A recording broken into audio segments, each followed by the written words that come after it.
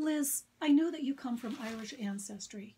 Can you tell us how your ancestors found their way over here to the New World? So my grandfather, whom I never met, was a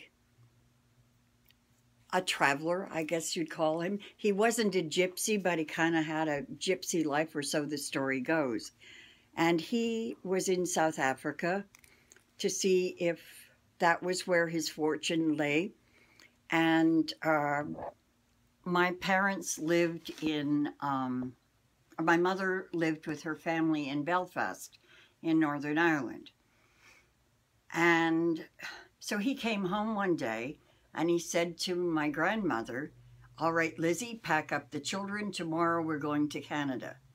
So that was a little bit of a disruption, you might say. How did they ever choose Canada? Well, because back then, Ireland was part of Great Britain.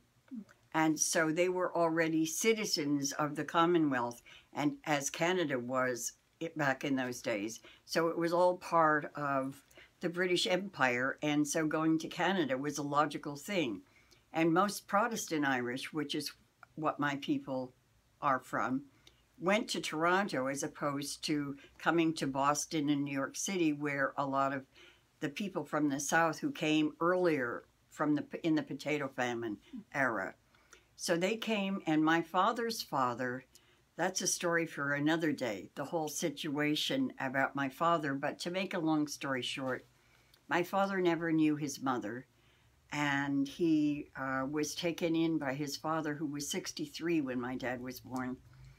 And so when the old man died, my father was about 28, and a lot of people, since that's what people in Belfast did, were already in Toronto. So when he buried his father and he closed up the shop, he went to Toronto to be with his buddies that he had grown up with. And so through a group of other people from Belfast, he met my mother, who, they were older when they got married. And so my mother was like 12 or 13 when she came to Canada, and she was close to 40 when my dad and she got married. So that's how that happened. And one of the things that I knew, so when I went, I decided I always wanted a Ph.D. And I really wanted to be a doctor, but I was a girl, so that was not permitted in my family. And when I went back, this is the third time I went back for a Ph.D. So when I went back, I was determined to create a form of therapy that included the ancestors, because I knew so well. I went to school with either people from Ireland or England or Jews. And those were the only people that I knew, because in Canada back then, and I don't know if it's like this anymore, but in Ontario back in those days, you could choose where your school tax dollars went, either to the Catholic school system or the Protestant school, the regular schools, not Protestant, but just everybody else. So I didn't know any Catholics except they lived across the street, but I knew that their life was already different.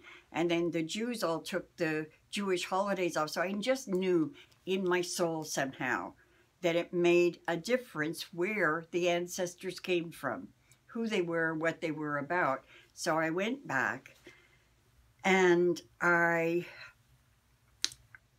had written a book report on, and one of the contributors to the book was Belvy Rooks, whom you at least know of. And Dan Booth-Cohn was doing a presentation at my school on healing the wounds of slavery using constellations as his process. I only read it because I recognized Belvy Rooks' name, but I devoured it when I came across Dan's name and who he was and where he was from and what he was about. So I called him, and Dan said, "Get on the plane immediately. There's an intensive in Germany. You must be there." So I didn't know how I was going to pay for it, but I went. And then 2 months later, I went to Ed Lynch's intensive in Connecticut. So that's how I found Constellations, and Bert Hellinger did all the work for me. So I didn't have to invent anything.